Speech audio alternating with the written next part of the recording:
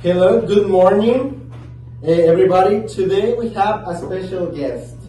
With us, the teacher Maribel Martinez. Good morning, teacher. Nice to see you again. Good morning. Today we're going to talk about your professional life. And we're going to start. What career do you study? I study chemistry. There's not really a name for it in English. It's a combination between chemistry, pharmacology, and biology. And in the USA, it's not an actual name for it.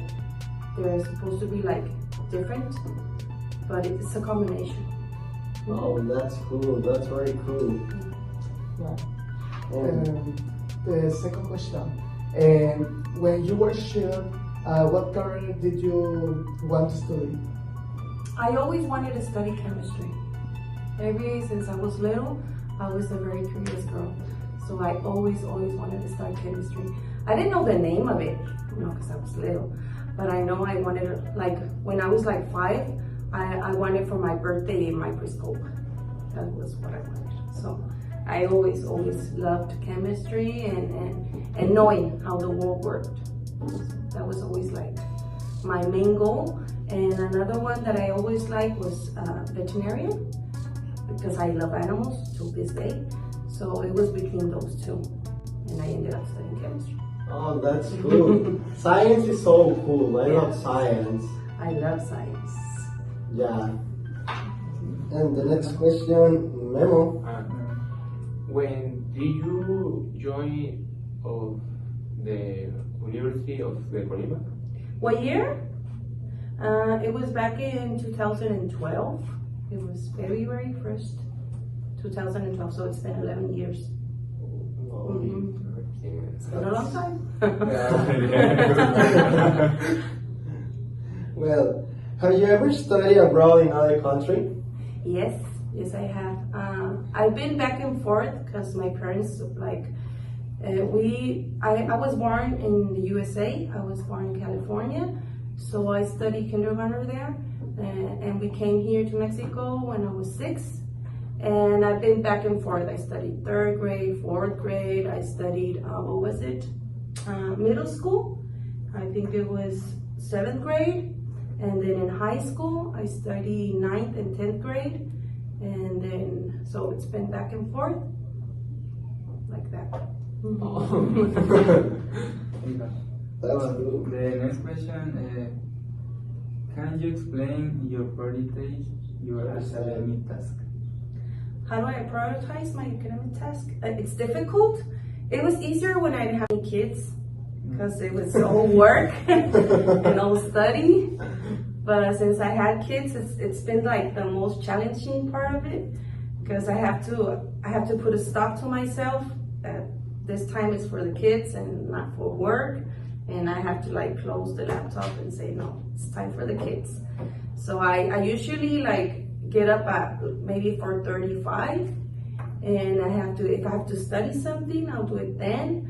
And then afterwards, I get ready, I get the girls ready and go to work. And I usually get out at 7 p.m. So between that time, I try to read as much as I can. And then after that, it's for the kids, which is not that much time. But on the weekends, it's for the girls. I usually don't work in the weekends unless they're sleeping. Then I'll start to work. Or if they go to bed early, then I'll work a little bit.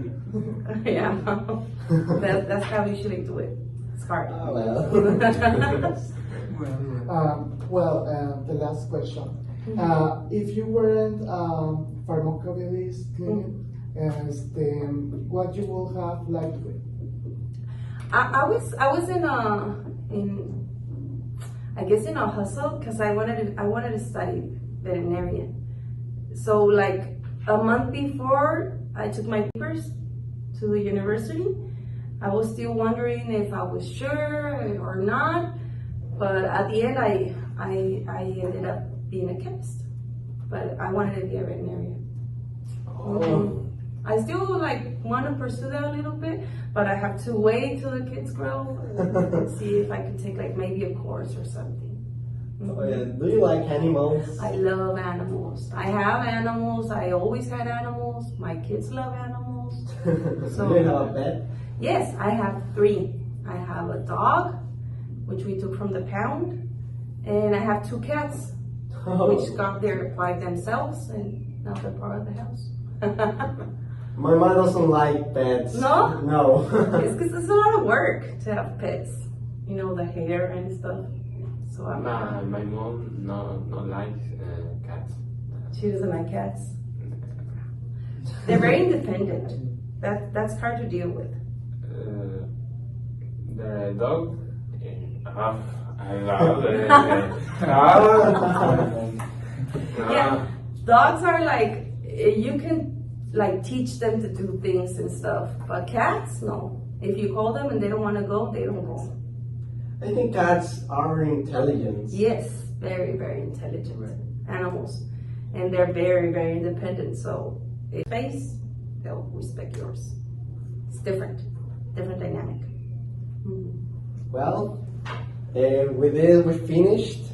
Thank you, teacher, You're for welcome. helping us. Thank you. Always grateful to help. Can you give advice for the student who is learning English?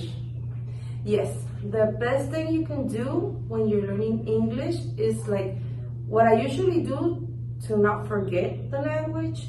I watch like TV in English, and because there's always new words you can learn, like the basic vocabulary, but there's always new words you can learn. Yeah. So I usually watch TV and get the subtitles. So I go back, like if I see something I don't recognize, I go back and see how it's spelled, so I can integrate it in my vocabulary. So that's always helpful.